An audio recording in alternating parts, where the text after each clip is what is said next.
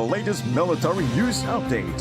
This is AFP Community News, hosted by Rofh Suzon every 12 noon, Mondays to Fridays. Only here on DWDD Armed Forces Radio. One AFP for a stronger Philippines.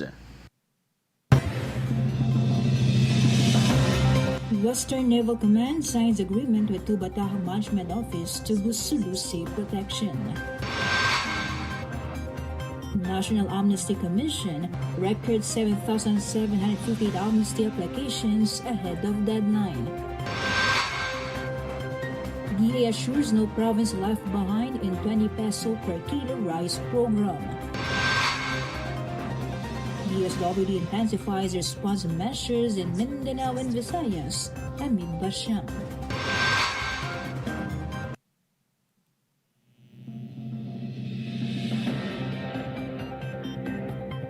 A pleasant day to all our viewers, especially to our troops at Camp Emilio Ginaldo in Quezon City. Today is Friday, February 6th, and this AFP Community News, your trusted source for updates on the armed forces and other developments across the country. I am Rofh Suzon-Abay here to bring you today's story. DWDD Armed Forces News. For the brief overview of our news, the Western Naval Command signed an agreement with the Tubataha Management Office in Puerto Princesa City to strengthen maritime protection and environmental conservation efforts in the Sulu Sea. The deal establishes a naval monitoring detachment at the Tubataha Reefs National Park Ranger Station to enhance patrols, surveillance, and rapid response operations.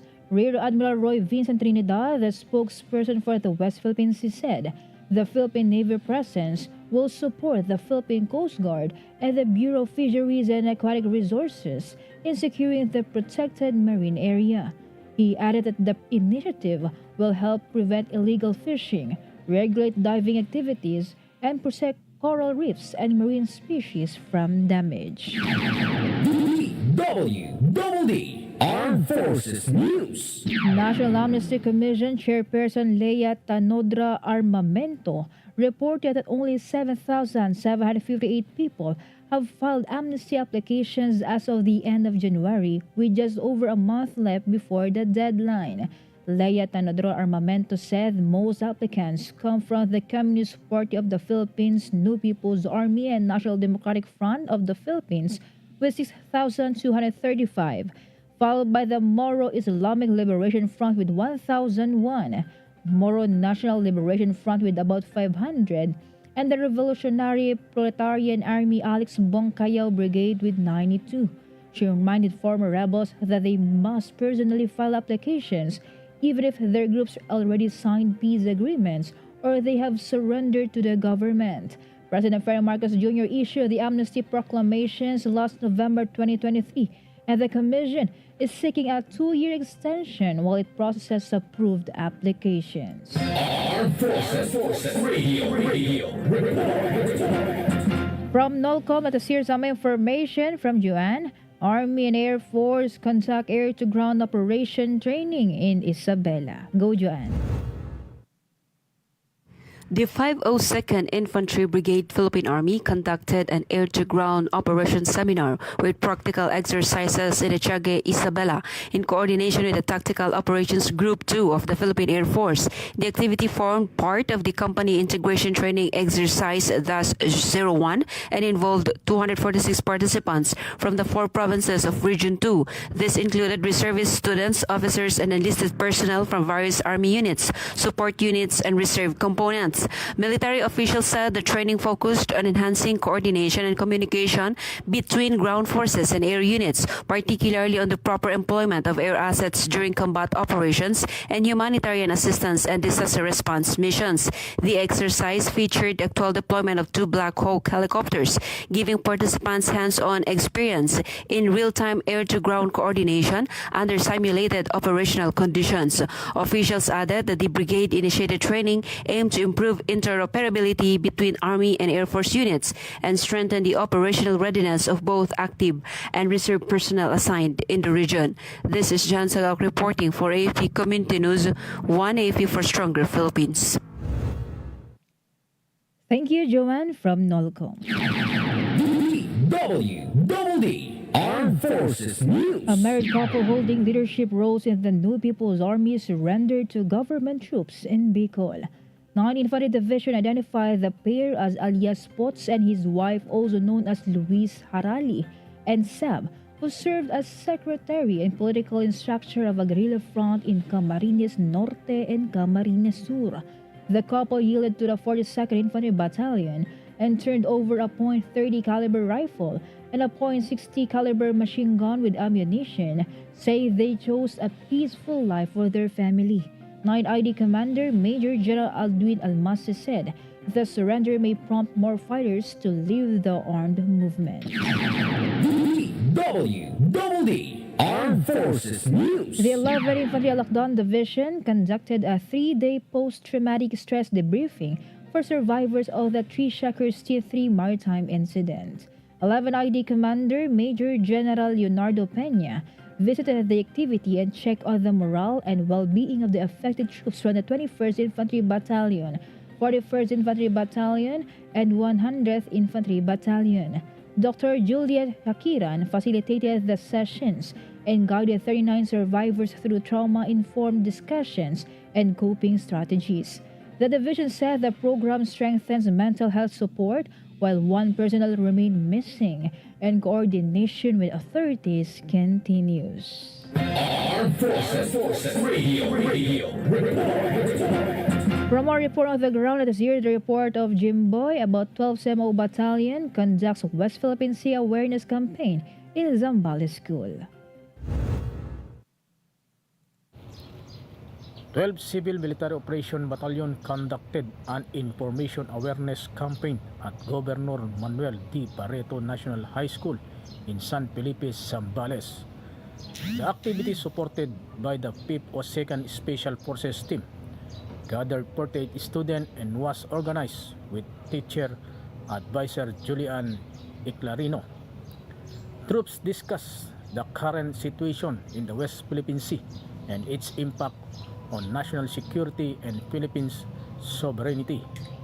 The Philippine Army say the campaign strengthened youth awareness and promote cooperation between the military and the education sector. This is Jimboy reporting for the AFP Community News. 1 AFP for stronger Philippines. Thank you, Jimboy.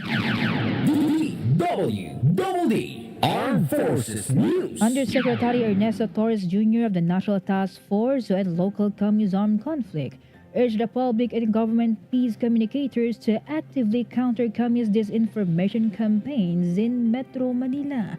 He said the National Capital Region remains a key target of Communist Party of the Philippines, New People's Army, National Democratic Front propaganda and psychological operations through digital and social media platforms. He called for unified messaging, disciplined execution, and stronger public participation to build informed and resilient communities. Undersecretary Torres added that the National Action Plan on Unity, Peace, and Development guides the government's whole-of-nation communication strategy to protect and sustain the peace gains. DWDD National News. For our national news, the Department of Agriculture assured that no province will be left behind in its 20 per kilogram rice program under the Benteng Bigas Meron Na. The DA made the assurance as the government launched the BBM na in Tawi-Tawi as part of the agency's nationwide expansion efforts in line with the food security and affordability targets of President Ferdinand Marcos Jr. Agriculture Assistant Secretary for Agribusiness, Marketing and Consumer Affairs Genevieve Belisaria Guevara said the move is strategic considering that the province has no local rice production. Tawi-Tawi relies heavily on the fisheries and seaweed sectors, making it a challenge to access affordable local rice. The province depends on shipments of the staple from other regions. Armed Forces Radio.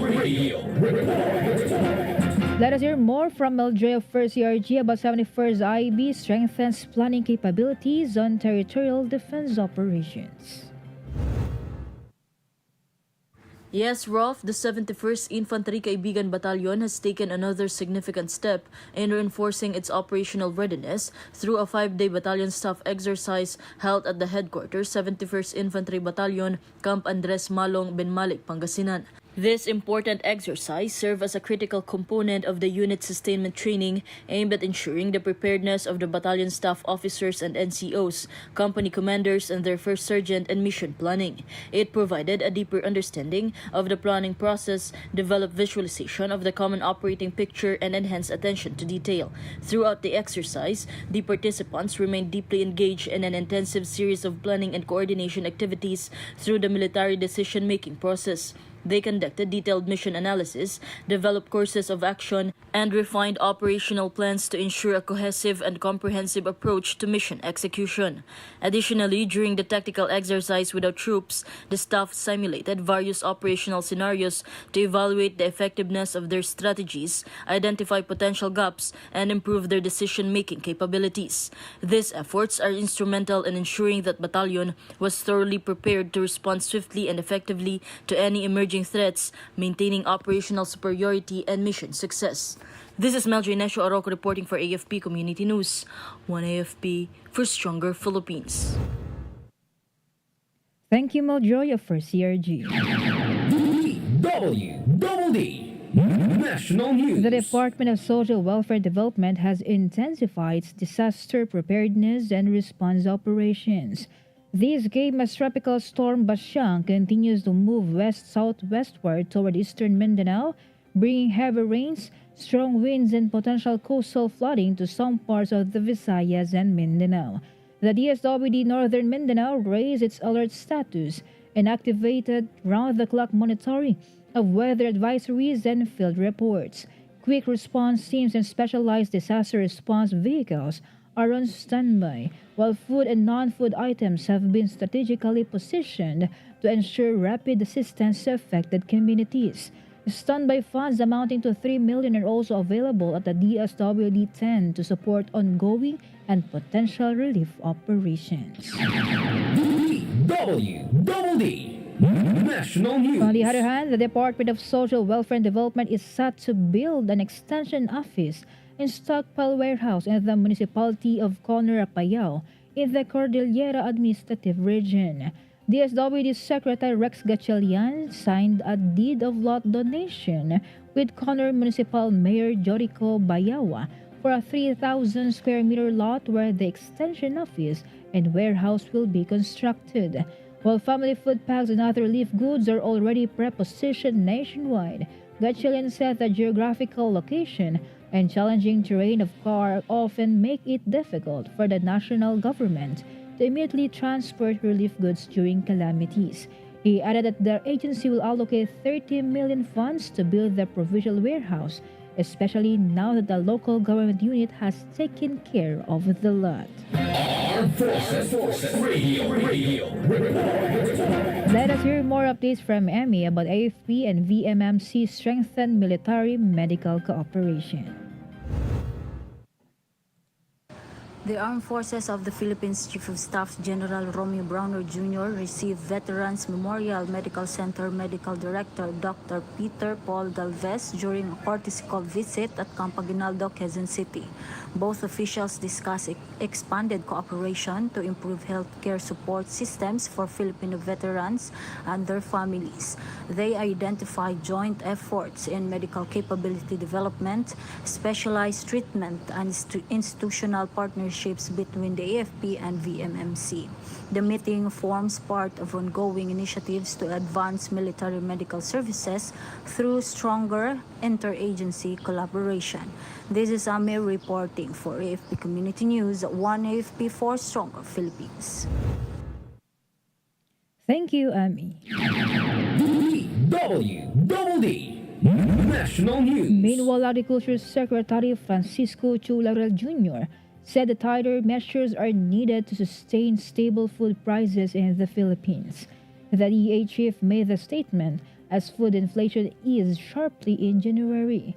The country's food inflation slowed to 0.7% last month, slower than 1.2% in December, and far lower than 4% for the same period last year.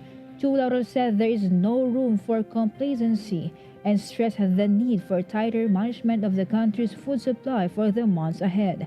He added that they are looking very closely at how the agency manages the food supply from production to imports and distribution, because any slippage can quickly translate into the higher prices that hurt consumers and weigh on overall economic activity. DWDD National News. Senator Jingoy Estrada is pushing for the passage of a measure seeking to include the Filipinos in vulnerable situations in the local absentee voting. Senate Bill number 10756 seeks to allow senior citizens, persons with disabilities, internally displaced persons, pregnant women, health workers on duty, and even repatriated overseas workers to cast their ballots ahead of Election Day or in specially designated accessible venues. Estrada said it is the right of every Filipino, except those barred by law, to cast their vote. He added that this right cannot be removed because of age, health, and class standing. Armed Forces Radio Report. On the other line, let us hear more from Kath about AFP installs new leaders in civil military operations and education and training. Go, Kath. Yes, Rofh, good noon. The Armed Forces of the Philippines installed Major General Patricio Ruben Amata as Deputy Chief of Staff for Civil Military Operations J7 and Major General Arsenio Sadural as Deputy Chief of Staff for Education and Training J8 during a joint ceremony led by Lieutenant General Romel Roldan recently. Lieutenant General Arvin Legamon and Brigadier General Donaldo Juan of the Philippine Navy Marine Corps formally turned over their posts and received recognition for their service. Major General Amata and Major General Sadural, both members of the Philippine Military Academy, Maalab class of 1993, previously served as Assistant Division Commanders in separate Philippine Army Infantry divisions. The AFP said the new appointments strengthen civil-military engagement and advance military education and training programs. This is Kat reporting for AFP Community News, one AFP for a stronger Philippines. Thank you, Kath. DWDD National News. For other national news, President Ferdinand Marcos Jr. emphasized the importance of faster and expanded internet connectivity as a key driver of national development, saying digital access is now a necessity that empowers Filipinos to learn, work, and access essential services. Marcos reaffirmed his administration's commitment in ensuring that every Filipino, especially those in remote and far-flung areas, has access to reliable and affordable internet. He said broadband and mobile internet speeds have improved in recent years. The chief executive added that these gains mean faster access to education, health services, government programs, and livelihoods. DWDD National News. The Department of Foreign Affairs warned Filipino job seekers against dubious employment offers abroad as the government repatriated 190 Filipinos from various scam hubs in Cambodia. In a statement, DFA said the Philippine government strongly warns the Filipinos against suspicious overseas job offers, especially those promising high salaries and free accommodation in customer service or call center or AI-related roles that often lead to inhumane conditions, unpaid wages, and abuse. A total of 190 Filipinos who were either rescued or have fled from scam compounds in Cambodia were successfully repatriated and arrived in Manila on February 5. The DFA said the Philippine Embassy in Phnom Penh, in coordination with the Cambodian government, expedited their exit clearances and waived immigration penalties to facilitate their return. Armed Forces Radio Report. And now some information from Beth Tañete about 3rd IED says insurgency weakening after Negros operations. Go Beth Tañete. The 3rd Infantry Division of Philippine Army said the communist insurgency in Negros Island region continues to weaken after recent operations neutralized 4 communist terrorist group members. Army units carried out the encounters in the Binalbagan, Negros Occidental, and Gihongan City, Negros Oriental, sizzling firearms and blocking regrouping effort. The division credited stronger community cooperations and sustained military pressure for the recent gain on the ground. Official earns remaining New People's Army or members to surrender and return to lawful civilian life. This is Beth Tanyata reporting for the AFP Community News, one AFP for the stronger Philippines. Thank you, Beth Vignete. DWDD National News. The Philippine National Police maintained that accountability within its ranks is active and enforced, contrary to the assessment of an international human rights group.